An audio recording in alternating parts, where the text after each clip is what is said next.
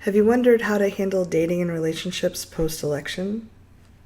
This is Reid from readaboutsex.com. Cathy from intimacydojo.com. And someone wrote in and said, there's so much misogyny out there. It makes me want to shut down to make sure that none of these men ever get rewarded with my attention. How can I feel turned on when any random man I meet is statistically likely to be a Trump supporter, red pill Reddit member, or gamer troll? I'm curious about the statistically piece. Like, I want to, We're in California. Show us your science.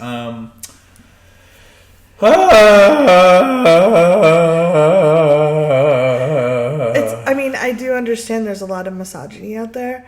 Mm-hmm. And for most people, there's some people that are very, very entrenched in that and very angry.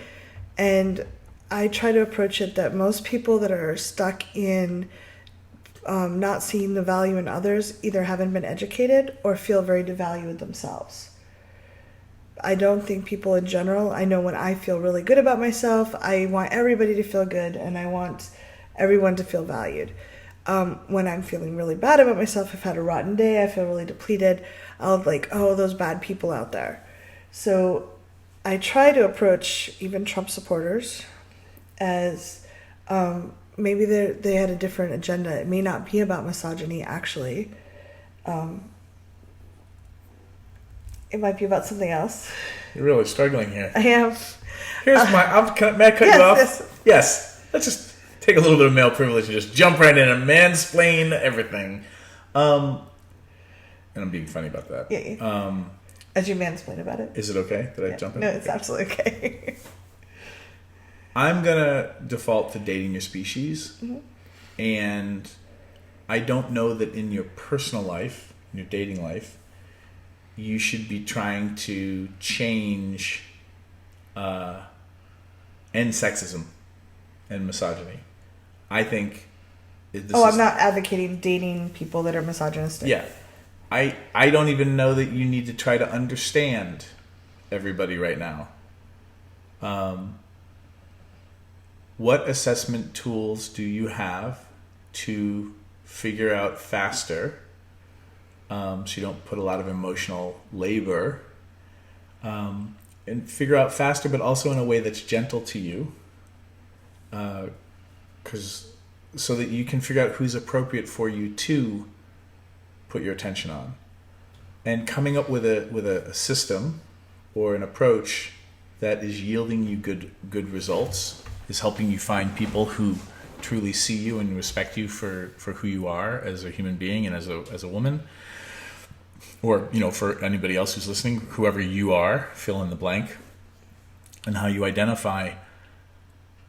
Having that, I think, will help you feel better about the world, while you also feel sad about realizing that there are a lot of people who do not share your perspective or your approach. That's what I wanted to jump in about, because it felt like you were trying to be like, oh, well, hold space for the Trump people. And I'm not saying you have to give them their attention, but I found that if I approach people, I want to be open to people that I'm engaging with, at least until I decide that I don't want to continue spending time with them. And if I feel like, when you feel like they're all around, it can be easy to kind of be shut down. And so if I can have some compassion that those people might be struggling with their own issues, at least I'm realizing that for me, it's not that the world is 50% assholes, if statistically, or whatever it is. Most people have assholes. It's more than 50. Not everybody. Almost everybody. It's a whole different video. It lets me be more compassionate and open to the people I meet. And I have people in my family that are Trump supporters. I love them very much. And so I try to have compassion that hopefully over time they will see the light. But it's challenging sometimes, but I try to at least see that not everybody is bad or evil. Mm-hmm. Just because someone voted for Trump, that doesn't mean they actually believe women should be grabbed or all Hispanics and Muslims should be deported. They were looking for something else. So that at least lets me walk through the world and have compassion and not shut down and pull away like you said you feel like you want to shut down. I just want to encourage you not to shut down, because there's so many amazing people out there that really do support women's rights and immigration and they support equality for everyone. So if we shut down, we pull away from one group, then it's really harder to reach other groups. So if you can, be gentle with yourself, realize this is a tough time, and there may be people that you want to be like, oh, I'm done with this conversation, and give yourself the permission to say, hey, I was enjoying our conversation. I now realize that you're not a good fit for me. I'm going to go do something else. Bye. If that helps. Yeah. And I would say, try to aim for the watering holes where your species are hanging out. Yeah. So what are the groups, social groups? What are the ways you can adjust your dating profile? Stay away from apps that are looks-based, that don't give you a lot of information about people. I mean, Tinder's cool, but when you're swiping, unless they're wearing their Make America Great baseball cap, you don't really know. So you may have to adjust for dating sites and services where there's profiles and ways for you to vet people ahead of time, or go into those communities, those watering holes where they're already gathering the people that are your species. And this advice is the same advice for the people that are watching that are Trump supporters.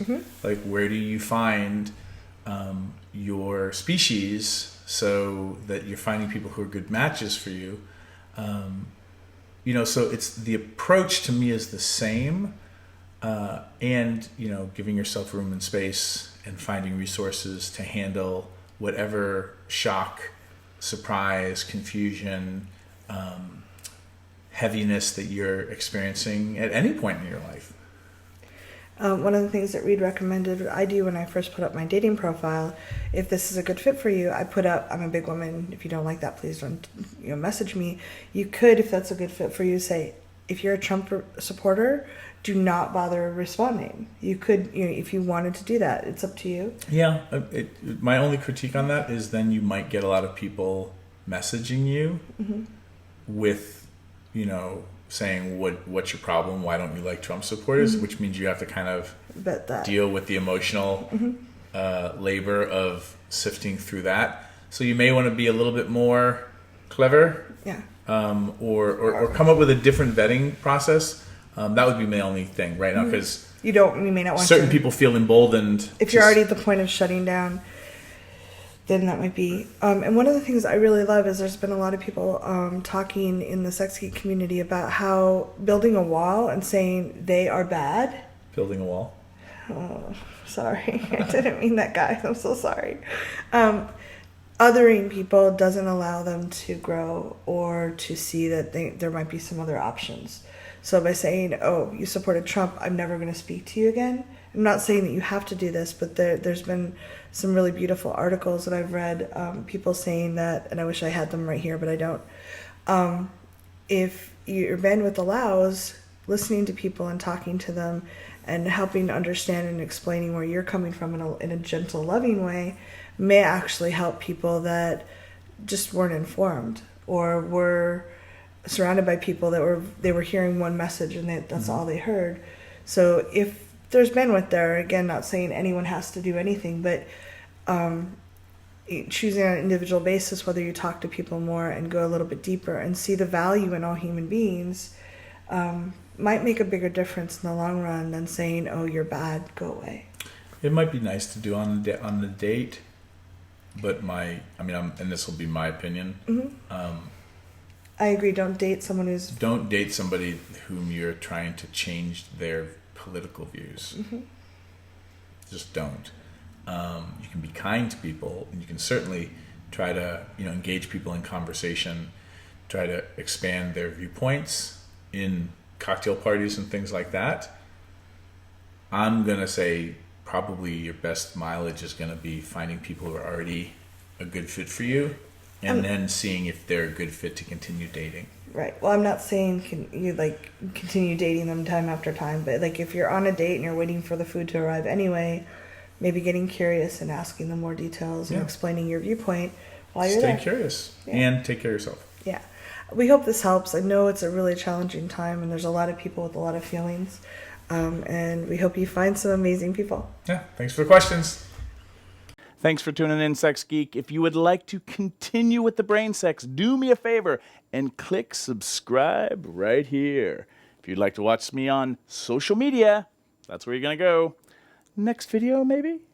And if you really would like your own Sex Geek t-shirt, please click right here, right now. Boop.